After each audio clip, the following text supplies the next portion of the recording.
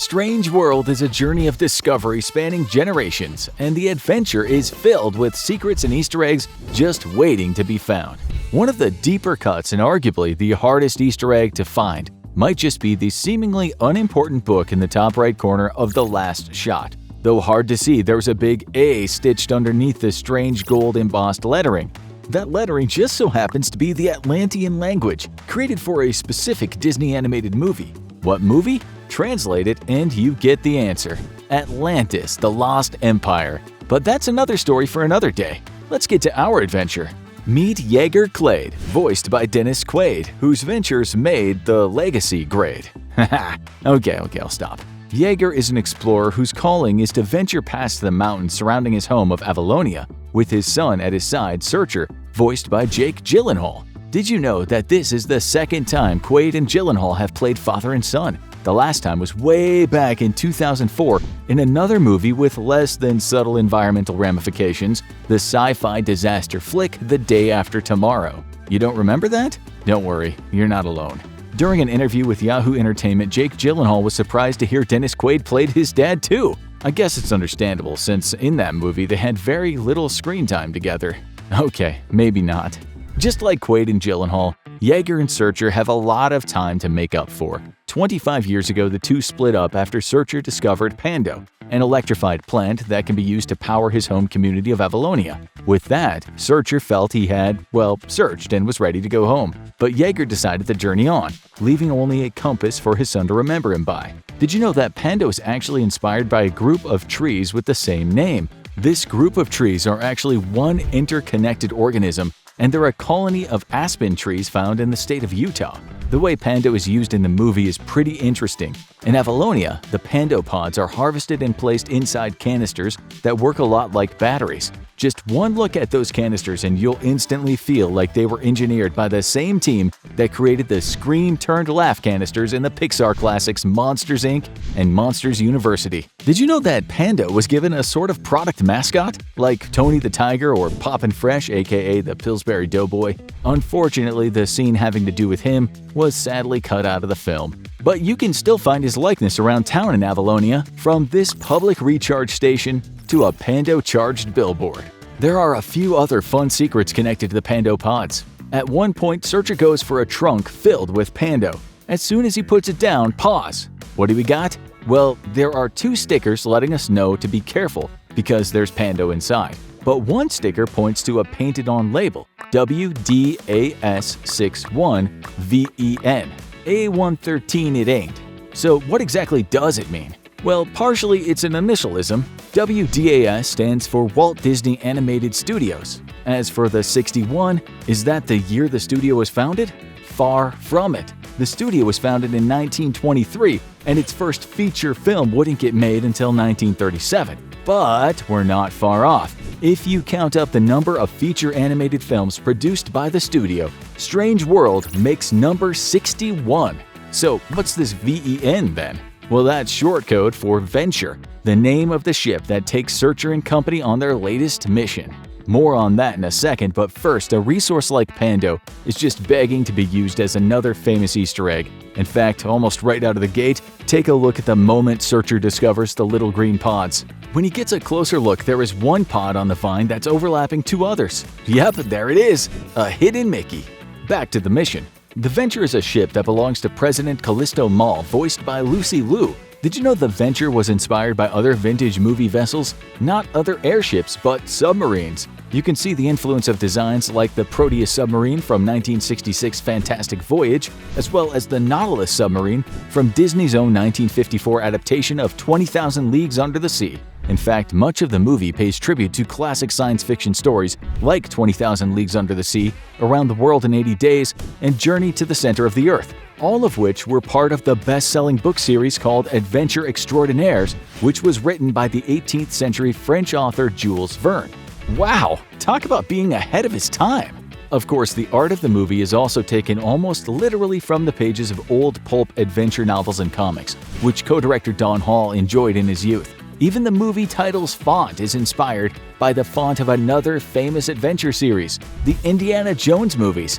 Heck, since this tangent jumped into the subject of Lucasfilm, take a look at Strange Worlds transitions. The filmmakers chose to employ various different wipes as a tribute to George Lucas and his use of wipe transitions in his Star Wars films. Anyway, back to the story. Pando has done well for the community of Avalonia, but when Callisto shows up on Searcher Clade's farm with proof of rotting pods, Searcher realizes he must join her to find out what's killing the Pando.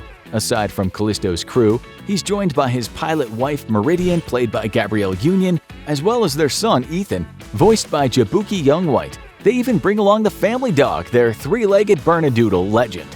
Did you know that Legend is actually one big old fluffy face-licking Easter egg? He wasn't one of the characters in the original story because the part of the speechless comedic sidekick was already filled by Splat, the amorphous blue blob-like creature discovered by our adventurers. However, veteran Disney storyboard artist and director Bernie Mattinson kept pressuring Don Hall to include a sidekick dog. Eventually, Bernie wore Don down. Not only did Hall add the dog, he called him Legend in a tribute to Bernie, who received Disney Legend status at the studio in 2008. Of course, the fact that they chose Bernedoodle for Legend's breed is another fun pun to hit the tribute home. Legend is Ethan's dog, but on the Clade's adventure deep into the core of the planet, Ethan meets another new friend inside a dark and scary cave. Before he runs in, take a look at the cave entrance. See anything interesting on the left? Those three prickly stones facing upward?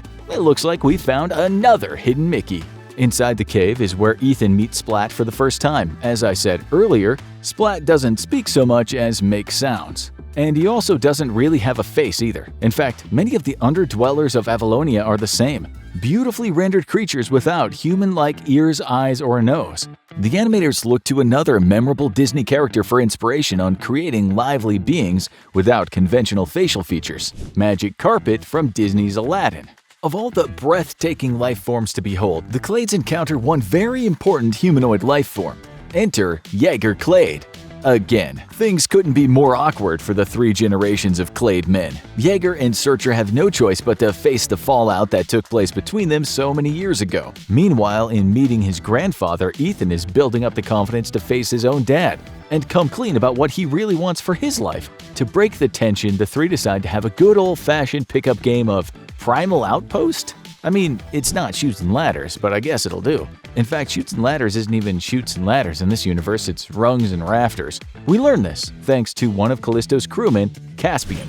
Voiced by Karan Soni, Caspian is given the duty of keeping a watchful eye on Ethan. To make it fun, he suggests they play board games such as Rungs and Rafters, Candy Jams, a play on the classic Candyland, no doubt, and finally Battle Trip. If you need help with that last one, just ask Ham and Potato. Did you know that Primal Outpost is more than just an unlicensed knockoff of Magic the Gathering and Catan? The filmmakers put so much thought and consideration into it, it became a fully functioning tabletop game. While the Clades play, make sure to pay attention to their conversation and you'll realize the game also mirrors the themes of the movie. I wonder if they'll release a version of Primal Outpost in the real world, just like they did with Onward's tabletop game of Quests of Yore, Barley's edition. Jaeger, Searcher, and Ethan seemed super frustrated. Maybe a more traditional male bonding pastime like a game of catch would have been a better idea. Well, Searcher has to learn to throw first, which he does, in one of the most unconventional of ways. Jaeger teaches him to throw pando pods at reapers, seemingly malevolent life forms out to eat them. Searcher is certainly in good hands with Jaeger as his coach. Voice Dennis Quaid played real-life pitcher Jim Morris in Disney's 2002 crowd pleaser The Rookie. In fact, Quaid's a great source for the crew when it comes to navigating the inner workings of large biologicals. He learned Martin Short inside and out in the hilarious 1987 sci-fi romancer Inner Space. What does that have to do with Strange World? Well, needless to say, nothing about the Clades' mission to save their home is quite what it seems. And things all come to a head when Searcher finds himself on the other side of the mountains before his own dad. And what he finds is a real eye-opener. Pun intended. Searcher discovers that he lives on the surface of a very, very large sea turtle.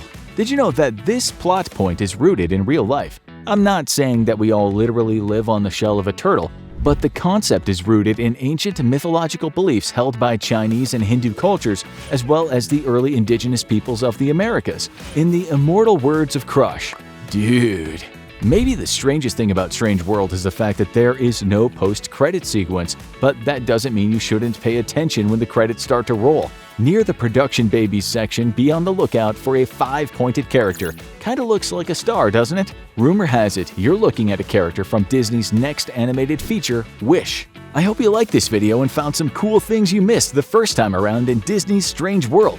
Don't forget to subscribe to Movie Logic for more daily movie secrets, trivia, and Easter eggs.